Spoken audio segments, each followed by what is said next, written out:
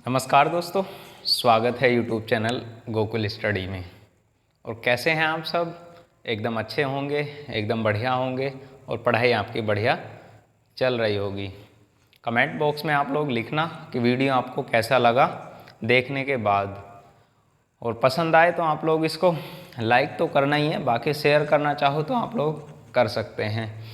आज हम पढ़ेंगे जो अल्पसंख्यकों से संबंधित अधिकार हैं, क्या हैं अल्पसंख्यक, कौन होते हैं अल्पसंख्यक, उनके क्या क्या अधिकार दिए गए हैं संविधान में, क्या है उनका प्रावधान, उनकी हम बात करने वाले हैं। आज अपना टॉपिक रहेगा। और लास्ट वीडियो में मैंने आपसे बात की है 25 से 28 में, जो अपने 23-24 शोषण के विरुद्ध अधिकार की हम बात करते हैं। और 25 से 28 में 25 है, 26 है, 27 और 28 है, किस तरीके से धर्म के मामले में धार्मिक स्वतंत्रता से क्या क्या प्रावधान हैं। चाहे आर्टिकल 25 हो वहाँ किस तरीके से प्रावधान हैं, 25 के आर्टिकल चाहे 26 हो उसमें क्या क्या प्रावधान दिए गए हैं, और आर्टिकल नंबर 27 हो उसमें क्या क्या प्रावधान दिए गए हैं, सबको बहुत अच्छे से मैंने आपको बताया है। यदि वीडियो आपने देखा नहीं है लास्ट, तो आप लोग उसको भी देखना कंप्लीट। यदि आप लोग कंटिन्यू देखना चाहते हैं तो और सीखना चाहते हैं तो कुछ आप लोग पहले कंप्लीट वीडियो आप लोग देखना, और लास्ट वाले वीडियो आपने नहीं देखे हैं तो उनको भी आप लोग देखना। कोई बड़ा टॉपिक नहीं है आज का, बहुत छोटी वीडियो होगी आज। 29 आर्टिकल पढ़ना है हमें और आर्टिकल नंबर 30 पढ़ना है, और उसके बाद हम आर्टिकल नंबर 31 पढ़ लेंगे, और ये छोटा ही वीडियो होने वाला है। तो ध्यान से आप लोग समझेंगे यहाँ पर क्या हैं अल्पसंख्यकों के अधिकार, उनके बारे में हम यहाँ बात करने वाले हैं। तो हेडिंग है अपनी शिक्षा संबंधी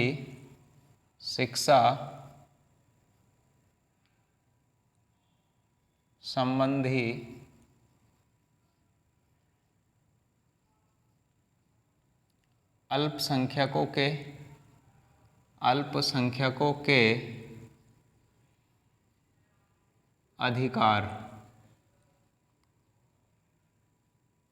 और यहाँ पर कौन से आर्टिकल देखने के लिए मिलते हैं? आर्टिकल नंबर 29 से 30। शिक्षा संबंधी अल्पसंख्यकों के अधिकार की हम बात करते हैं तो वहाँ क्या क्या प्रावधान दिए गए हैं अल्पसंख्यकों के मामले में, हम उनकी बात यहाँ करने वाले हैं। सबसे पहले हम किसके बारे में पढ़ते हैं? आर्टिकल नंबर 29 में क्या प्रावधान दिया गया है।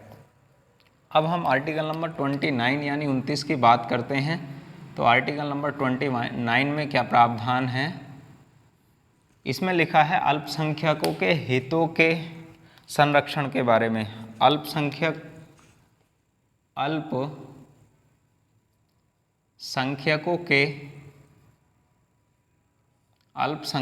के हितों का संरक्षण। क्या हैं अल्पसंख्यक, उनकी हम पहले बात करते हैं और उसके बाद हम संरक्षण के संबंध में बात करेंगे।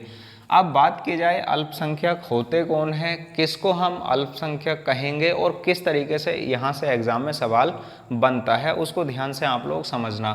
सबसे पहला सवाल यहाँ से बनेगा, जो अल्पसंख्यक हैं वो अल्पसंख्यक होते कौन हैं। सबसे पहला है अल्पसंख्यक कौन होते हैं, ये सवाल यहाँ होता है पहला। और उसके बाद यहाँ से एग्ज़ाम में बहुत अच्छा पॉइंट तो ये पूछा जाता है कि अल्पसंख्यकों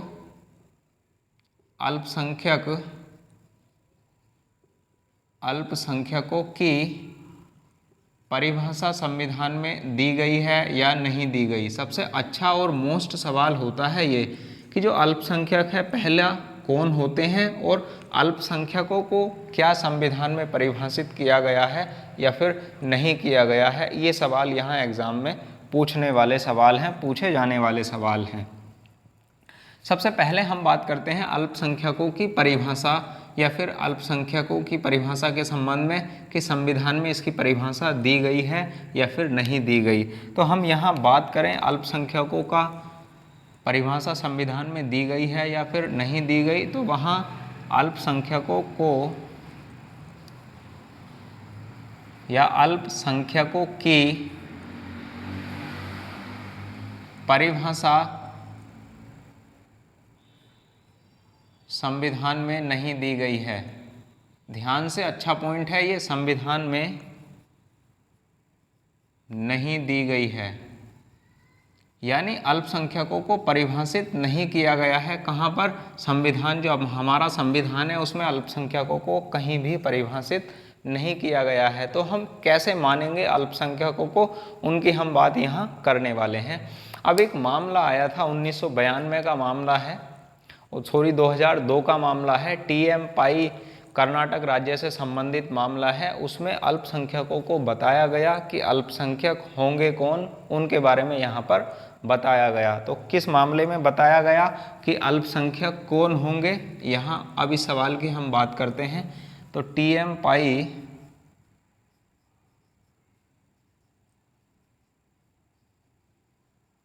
बनाम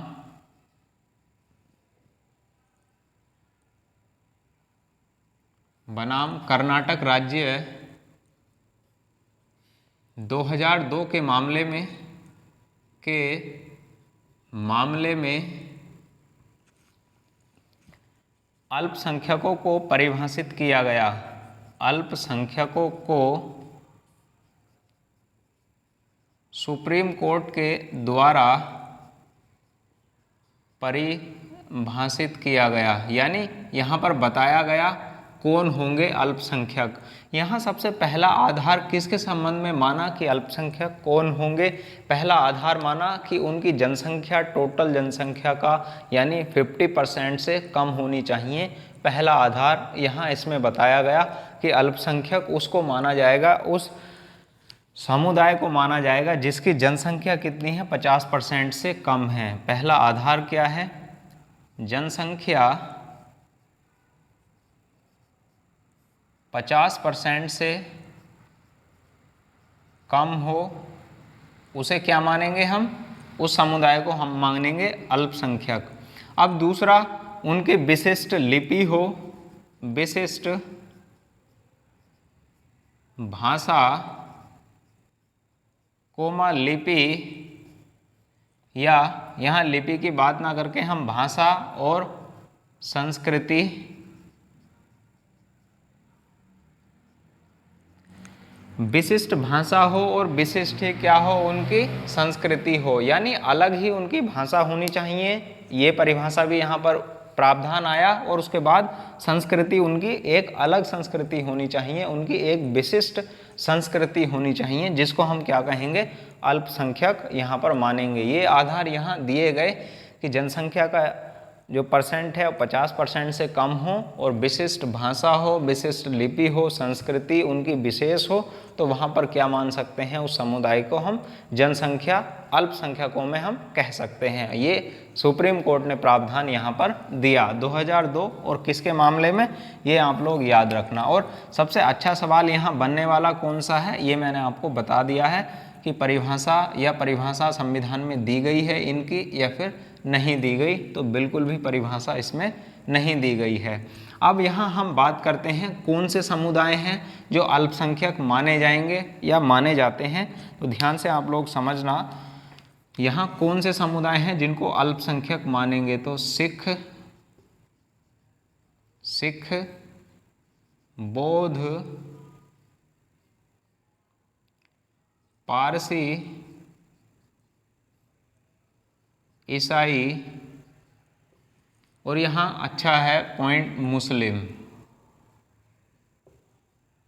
और उसके बाद जैन भी कहाँ शामिल होंगे? जैन भी इसमें ही शामिल किए जाएंगे। अब यहाँ ध्यान से आप लोग समझ लो, एक पॉइंट को मैंने जैन को अलग से लिखा है और बाकी सभी को सेम में लिखा है, यानी इसका मतलब क्या है? इसको अलग पेन से लिखा है। सिख, बौद्ध, पारसी, ईसाई, मुस्लिम और जैन, ये सारे के सारे क्या हैं? अल्पसंख्यक माने जाएंगे। फिर मैंने इसको अलग क्यों लिखा, इसको भी आप लोग यहाँ समझो। 1993 में नरसिम्हा राव की सरकार थी, PV नरसिम्हा राव की। 1993 की सरकार में जो जैनी थे या जैनियों को क्या नहीं माना गया था? अल्पसंख्यक नहीं माना गया था। ये यहाँ पर आप लोग याद रखना। 1993 में PV नरसिम्हा राव की सरकार में जैनियों को क्या नहीं माना गया? अल्पसंख्यक नहीं माना गया। जैनियों को अल्पसंख्यक नहीं माना गया।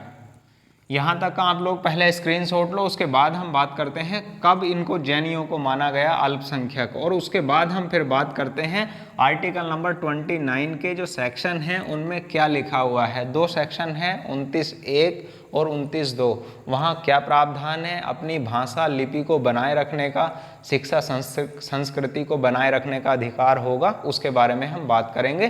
तो पहले आप लोग इसका स्क्रीनशॉट लो। अच्छे से मैंने आपको बताया है क्या एग्ज़ाम में पूछा जाएगा और किस तरीके से सवाल हमारे यहाँ पर बनते हैं, अच्छे से उसको समझ लो आप लोग।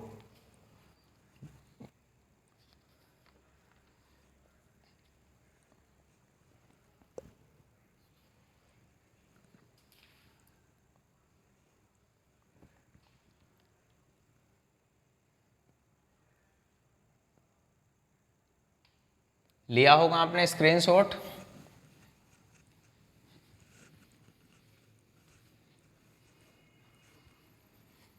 उन्नीस में जैनियों को नहीं माना गया था क्या? अल्पसंख्यक। उसके बाद ये कब माना गया इनको? 2014 में। 2014 में जैनियों को भी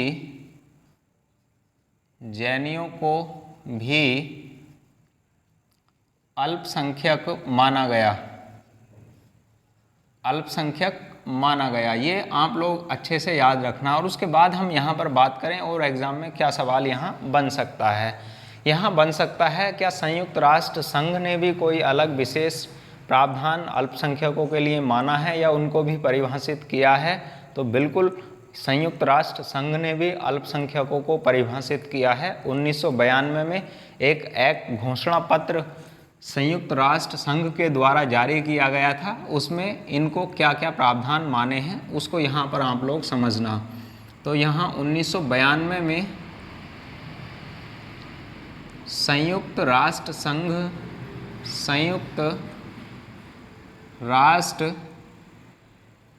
संघ के द्वारा जारी घोषणा पत्र में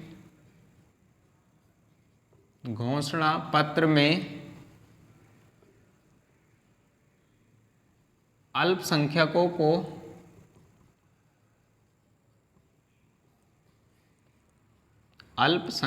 को परिभाषित किया गया है। यानी कौन होंगे अल्पसंख्यक, उनको संयुक्त राष्ट्र संघ के द्वारा भी क्या किया गया है? परिभाषित किया गया है। और कब? 1992 में। और मैंने अभी आपको बताया था 1993 में पीवी नरसिम्हा राव की सरकार में भी जैनियों को क्या नहीं माना था? वहाँ अल्पसंख्यक नहीं माना था। तो यहाँ क्या प्रावधान बताए गए हैं संयुक्त राष्ट्र संघ के द्वारा? सबसे पहला प्रावधान यहाँ बताया गया है उनकी विशिष्ट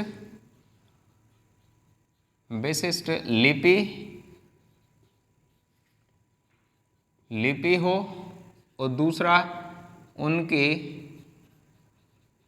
विशिष्ट भाषा हो, और इसी के साथ यहाँ पर बताया गया है उनकी विशिष्ट पहचान व संस्कृति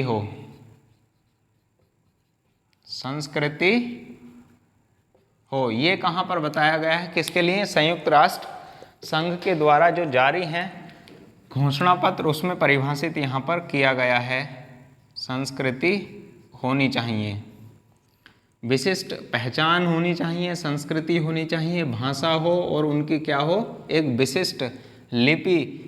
इन जिन व्यक्तियों की ये अलग अलग होती हैं, विशिष्ट होती हैं, पहचान उनकी अलग होती है, संस्कृति उनकी अलग होती है, तो उनको क्या मानते हैं, क्या माना गया है इसके घोषणा पत्र में संयुक्त राष्ट्र संघ के?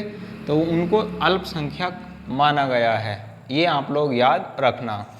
अब हम बात करते हैं आर्टिकल नंबर 29 के फर्स्ट में क्या प्रावधान किया गया है। जो हमारे संविधान में लिखा हुआ है उसको ध्यान से आप लोग समझना, क्या लिखा हुआ है आर्टिकल नंबर 29 के फर्स्ट खंड में।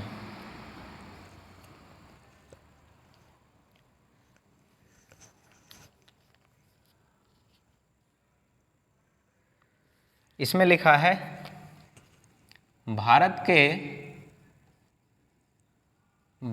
के प्रत्येक नागरिक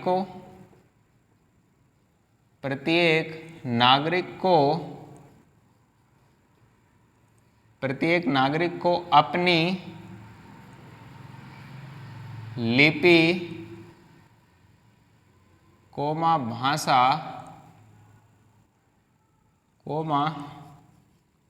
पहचान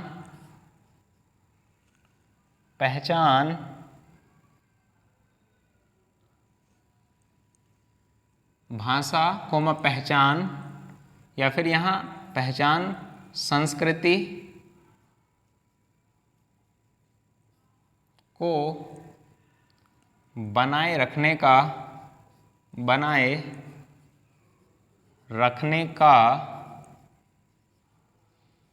पूर्णतः अधिकार होगा। ये यहाँ पर परिभाषित किया गया है कि भारत के प्रत्येक नागरिक को अपनी लिपि, अपनी भाषा, अपनी संस्कृति को बनाए रखने का क्या है, पूर्णतः अधिकार है। आर्टिकल नंबर 29 के फर्स्ट में दिया गया है, यानी कि अल्पसंख्यक के संबंध में यहाँ प्रावधान उसको बनाए रखने के बारे में किया गया है। अब बात करते हैं आर्टिकल नंबर 29 के सेकंड में क्या प्रावधान दिया गया है। जैसे शिक्षा संस्थाएं हैं जो राज्य निधि से पूर्णतः पोषित हैं या आंशिक रूप से पोषित हैं, तो वहाँ पर किसी भी जिसकी अलग अपनी पहचान है, अलग भाषा है, अलग लिपि है, या उसको धर्म, जाति या मूल वंश के आधार पर उसको प्रवेश से वंचित किया जाएगा या फिर नहीं किया जाएगा, तो उसके संबंध में यहाँ प्रावधान किया गया है आर्टिकल 29 के सेकंड में। उसको हम यहाँ पर समझते हैं, उसके बाद आप लोग इसका स्क्रीनशॉट लेना। आर्टिकल नंबर 29 के सेकंड में प्रावधान क्या देखने के लिए मिलता है।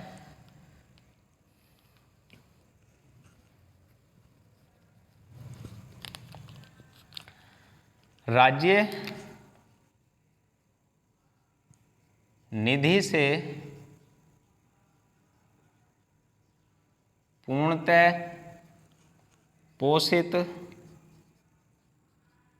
या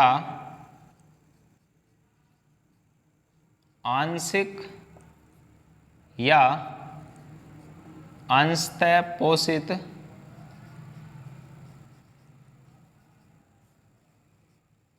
संस्थाओं में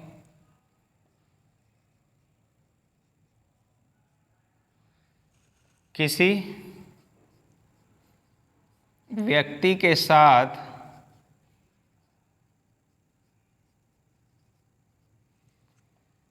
धर्म, किसी नागरिक के साथ यहाँ लिख सकते हैं इसको, किसी व्यक्ति के साथ धर्म, जाति, मूल वंश,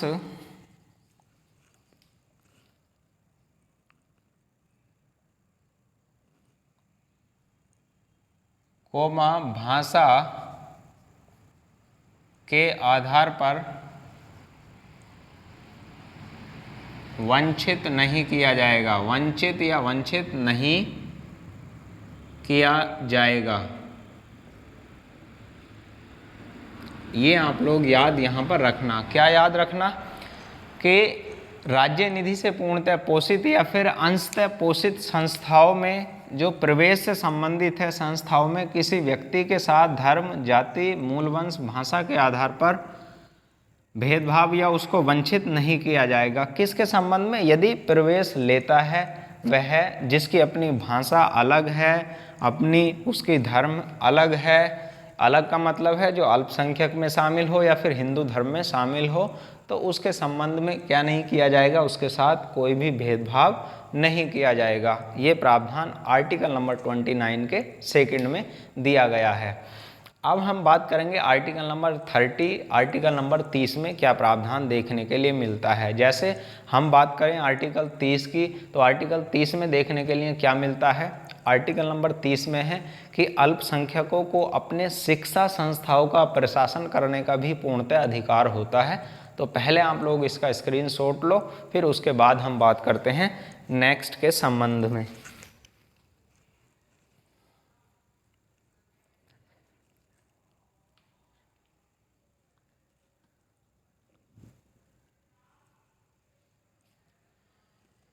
लिया होगा आपने इसका स्क्रीनशॉट।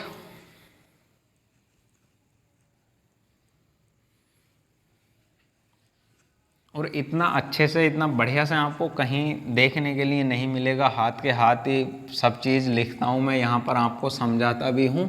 तो आपको लगता है ना, तो इसको थोड़ा सा आप लोग क्या कर दिया करो, शेयर कर दिया करो, है ना। बाकी आपका मन है, करना चाहो तो आप लोग लाइक तो करना है, क्योंकि ऐसा नहीं बिल्कुल फ्री में पढ़ोगे तो कैसे काम चलेगा, लाइक करना है आपको। अब हम बात करते हैं आर्टिकल नंबर 30 में क्या प्रावधान देखने के लिए मिलता है। अनुच्छेद 30 की हम बात यहाँ पर करें तो उसके लिए क्या प्रावधान देखने के लिए मिलता है। अनुच्छेद 30 की मैं बात करूं, इसमें है शिक्षा संस्थाओं की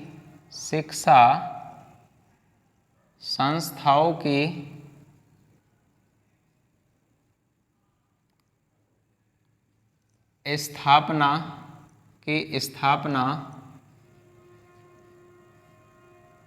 व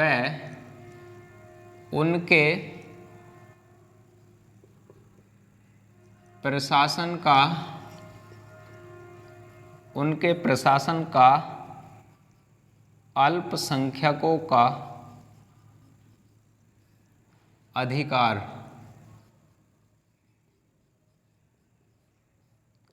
यानी अपनी संस्थाएं स्थापित कर सकते हैं, उनकी स्थापना कर सकते हैं, उनका संचालन भी, उनका प्रशासन भी उनको पूर्णतः करने का अधिकार होगा। ये यहाँ पर प्रावधान 30 में देखने के लिए मिलता है। जैसे हम बात करते हैं आर्टिकल 30 के फर्स्ट में क्या परिभाषा दी गई है इनके संबंध में। आर्टिकल नंबर 30 का फर्स्ट और यहाँ क्या प्रावधान देखने के लिए मिलता है उसको आप लोग यहाँ पर समझो। धर्म या भाषा पर आधारित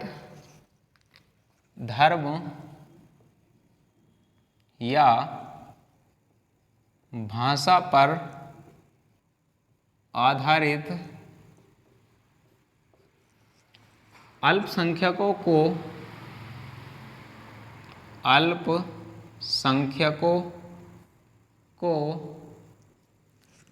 अपनी रुचि के अनुसार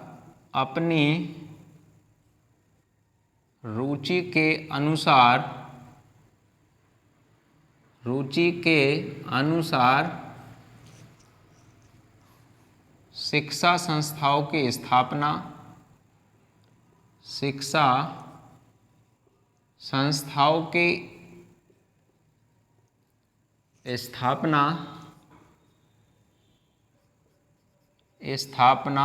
व प्रशासन का पूर्णतः अधिकार है या अधिकार होगा। ये यहाँ देखने के लिए मिलता है। धर्म या भाषा पर आधारित अल्पसंख्यकों को अपनी रुचि के अनुसार शिक्षा संस्थाओं की स्थापना व प्रशासन का पूर्णतः अधिकार होगा। जैसे हम बात करते हैं मदरसे का प्रावधान है मुस्लिमों के लिए, अलग अलग जैनों के लिए हैं, बौद्धों के लिए हैं, उनके अलग शिक्षा संस्थान हैं। तो वहाँ धर्म या फिर भाषा के आधार पर उनका क्या करने का अधिकार है, स्थापना और प्रशासन करने का भी पूर्णतः अधिकार है अल्पसंख्यकों को, जिसके संबंध में यहाँ प्रावधान दिया गया है।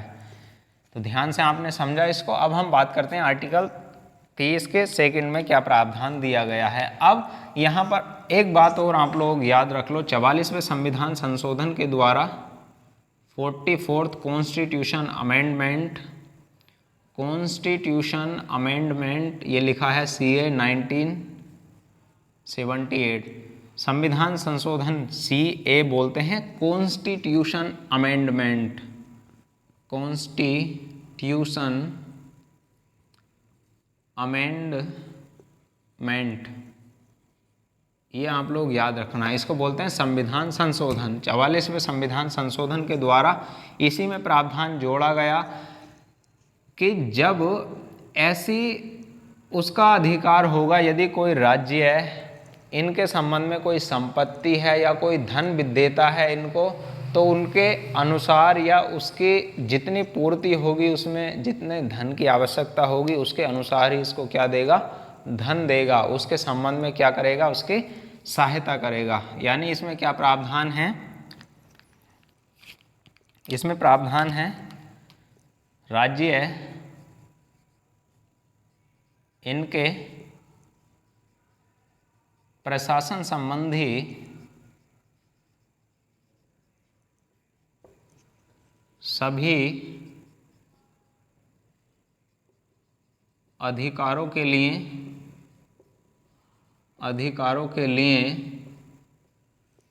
पूर्णतः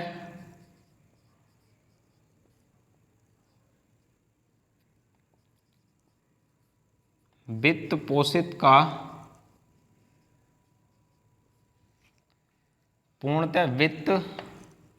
पोषित करेगा।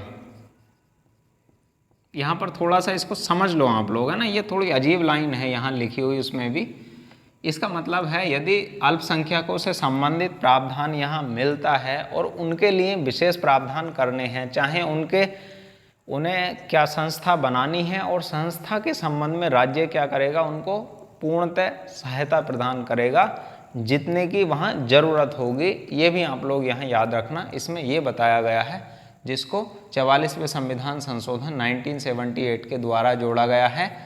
और आर्टिकल नंबर कब है, कौन सा है, आर्टिकल नंबर 30 का फर्स्ट, और इसमें कै में ये प्रावधान देखने के लिए मिलता है। एग्ज़ाम में उतना नहीं पूछा जाएगा आपसे, तो यहाँ आप लोग नॉर्मल सी बात याद रख लेना। अब बात हम करते हैं आर्टिकल नंबर 30 के सेकंड में क्या प्रावधान है। पहले आप लोग इसका स्क्रीनशॉट ले लो, उसके बाद हम बात करते हैं 30 के सेकंड की।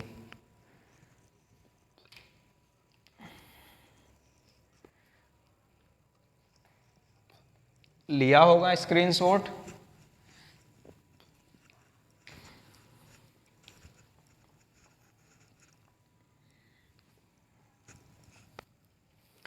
साथ के साथ चाहे नोट्स बना लो आप लोग तो बेटर होगा। बाकी वीडियो आपको वापस से देखने की ज़रूरत नहीं होगी, उसको 5 मिनट में आप लोग वीडियो क्या कर लोगे, रिवाइज।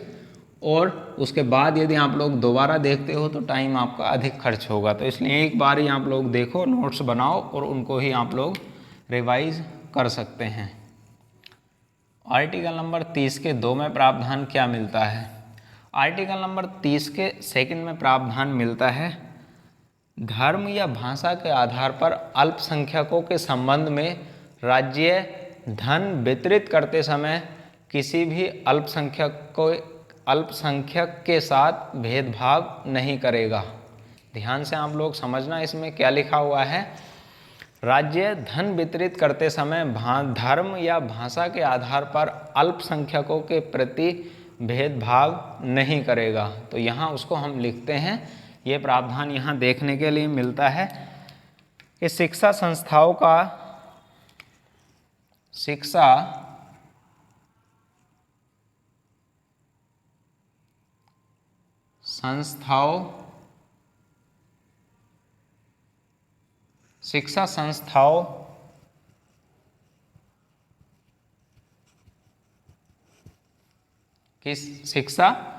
संस्थाओं को राज्य धन वितरित करते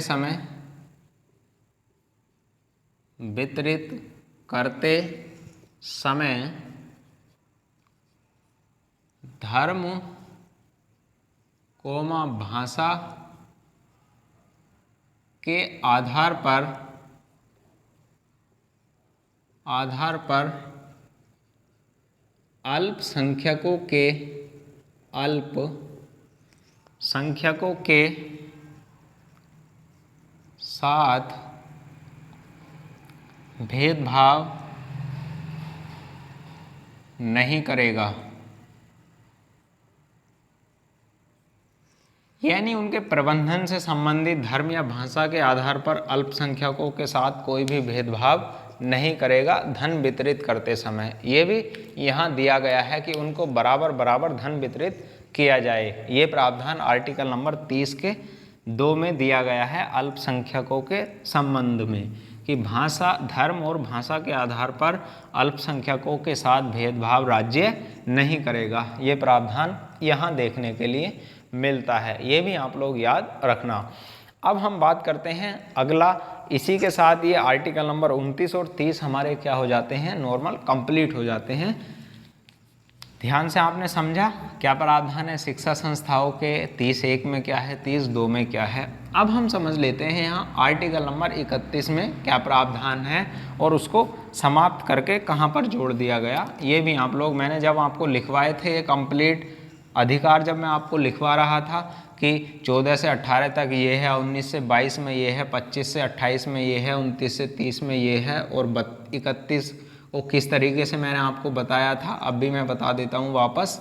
और 32 में क्या है, फिर 33, 34, 35, उनको सबको हम कंप्लीट पढ़ लेंगे। तो आर्टिकल नंबर 31 की मैं यहाँ पर बात कर लूँ तो वहाँ आर्टिकल नंबर 31 में क्या प्रावधान देखने के लिए मिलता है उसको याद आप लोग रखना। इसमें प्रावधान क्या मिलता है देखने के लिए, इसमें मिलता है, इसमें था संपत्ति का अधिकार। संपत्ति का क्या था, इसमें संपत्ति का मूल अधिकार था और इसको समाप्त कर दिया गया है। क्या कर दिया गया है, इसको समाप्त कर दिया गया है। और कब समाप्त किया गया इसको, 44वें संविधान संशोधन के द्वारा। 44वें संविधान संशोधन 1978 के द्वारा समाप्त कर दिया गया है, कर दिया गया है। और कहाँ पर जोड़ दिया गया है, समाप्त कर दिया गया है। और इसे आर्टिकल नंबर 300A में विधिक अधिकार या कानूनी अधिकार